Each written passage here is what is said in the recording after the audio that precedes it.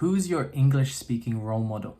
So in this video today, I'm going to give you 3 different examples of famous speakers that you know, and I'm going to break down what makes them an interesting and engaging English speaker, what helps them to stand out from the rest. And throughout this video, I want you to start thinking more deeply and more thoughtfully about who is your English speaking role model. Because if you don't know who your English speaking role model is, it means that you haven't thought much about the language persona that you have. And you also haven't thought much about when you watch videos, when you're listening in English, what is it about these different personality types and the different ways that people use English that you connect with, that you want to adopt into your own English language? This is really going to be useful for you as you progress in your English language, because when you start learning phrasal verbs, when you start learning expressions, when you start implementing this language into your active vocabulary, you cannot use it all. You have to choose. What is your language persona? How do you want to speak? How do you want other people to feel when you are speaking in this language? So I think when I explain these 3 different English role models and how they speak, it's going to help you to reflect. It's going to help you to understand when you're learning English, how you want to be heard in this language. Okay, so I've chosen 3 English speaking role models for this video. The first one is Barack Obama, the second one is Bill Gates, and the third one is Stephen Bartlett. Okay, I'm going to break down each of these people and look very specifically at the type of language that they use and why are they considered great speakers. Why are these language personas so interesting to us as English speakers, as learners who are learning English as a second language? So let's take a look first at Obama. So one of the reasons that he is such an amazing English speaker is that he speaks with such a clear structure, right? So when we are learning English, the first problem that I see a lot in people who study English as a second language is that they are not familiar with the different structures of how we can communicate in English. It doesn't always need to be a really complicated structure, but the key to English communication is to be able to use a varied style. So it means you don't always say things in the same way. You can give your opinion in many different ways. You can use standard language. You can use maybe some expressions to bring some life into it. You can use signposts. So signposts are things that Obama uses quite a lot. I will give you some examples of those. He will say things like, "Let me be clear."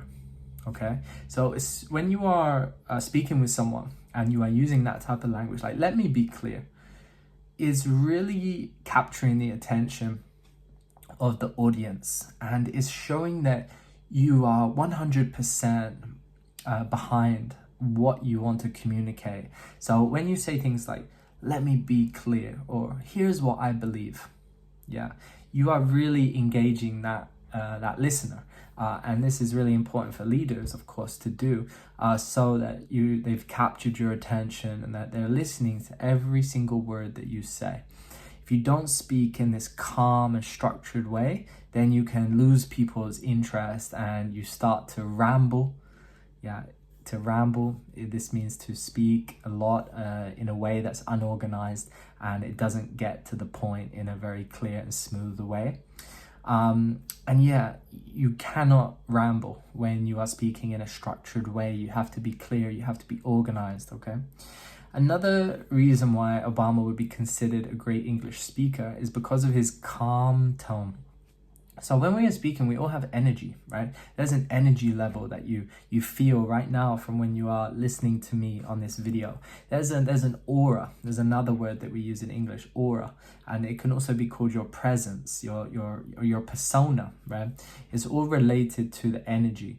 So the energy that we give off when we speak, if we speak really fast and I start to speed up a lot like this and I start to talk a lot, it comes off maybe a little disorganized. It comes off a little bit not so interesting. But when you speak in a calm way, in a controlled way, it shows that you have composure. Composure in the language, it means that you are able to be organized in your thought and you can speak in a clear, structured way, okay? So Obama is always calm. yeah, you never see him lose his cool. So this is another expression that we can use in English. To lose your cool, it means that you start to get very emotional and you start responding emotionally because you cannot control the way that you want to speak. Okay. The last thing about Obama is that he speaks with something called measured pacing. So measured pacing means each of his words and each of his sentences, they are at different speeds, but he controls that speed. So if he wants to make a clear point, he's going to increase the intonation at the end and he's going to want to say something very clear. But if he wants to say something that really captures your attention, maybe he will pause on the last word. So you will hear the sentence, pause, you are waiting for it, and then he will say that last word. So for example, if I say to you, I'm going to tell you the most important thing, it will really help you to develop your English ability. So you see here, I'm just playing around with pacing, but yeah, I'm not actually doing it, but it's just an example. So another amazing English speaker is Bill Gates, okay? One of the reasons is because he's very thoughtful in his speaking, okay? So a lot of times when you're a second language learner, you are thinking actually a lot because you are trying to find the vocabulary. But what makes Bill Gates different is that his thought process is very intentional. So he is thinking so much about how to explain these complex ideas in a very simple way. And he's able to do that by guiding you along through his thought process to help you to understand it. And if you watch some of his videos, you'll notice that. Whereas when you're a second language learner, you are thinking about, yeah, what is that like vocabulary? Like, what is that keyword? So that delays your speed. But when you're speaking intentionally in a controlled way and you're using measured pacing and you're speaking very thoughtfully, you have all of the vocabulary there at your disposal. But you are just choosing very intentionally how you want to use those words, okay? So it's only possible to reach that with a high vocabulary level, with a very high level of English, because you can share and stay composed when you are expressing your ideas, especially when you're expressing something from a technical perspective. So here you're giving a very professional, technical summary of some information, and then you have general topics. So this might be related to your own opinion, your own ideas, things like that. So there are many different ways that we communicate information in English, but Bill Gates is the master at doing it in a thoughtful way, in a slow-paced way, and he can explain complex topics, complex ideas in a really simple way. If you want to practice this yourself, you can head to VALLHO, and at VALLHO we have a range of English speaking courses that will really help you to develop this language persona, will help you to start to think thoughtfully, to use measured pacing, to speak in a controlled manner, and for you to start to up your game and boost your English skills so that you can start speaking both professionally and socially, and to finally connect with English and break your learning plateau, okay?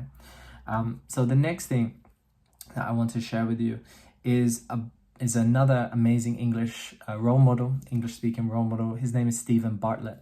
He is the podcast host of Diary of a CEO. He's one of my favorite English speaking role models. He uses a really natural, conversational, authentic and engaging way of speaking. So he uses everyday language. He's able to connect with you. He laughs a lot when he is speaking.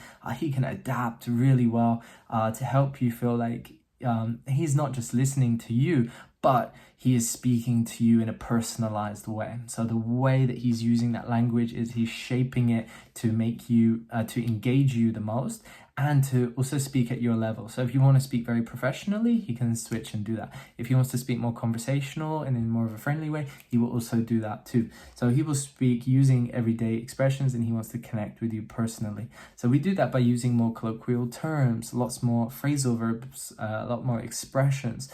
It helps to bring you down to earth a lot with your language. So I find sometimes when you're learning English as a second language, sometimes you feel a little bit robotic, you're stuck using a lot of the same expressions and standard ways of speaking in English. That's fine, that's good, but you always need to think about how can you push yourself to start expressing things in different ways, and that's why it's really important to follow a language program that really helps you to develop and reach that stage and that level. I really hope you found this useful today, guys, and yeah, I think it's important. Tell me below in the comments who is your English speaking role model and why, and I'll see you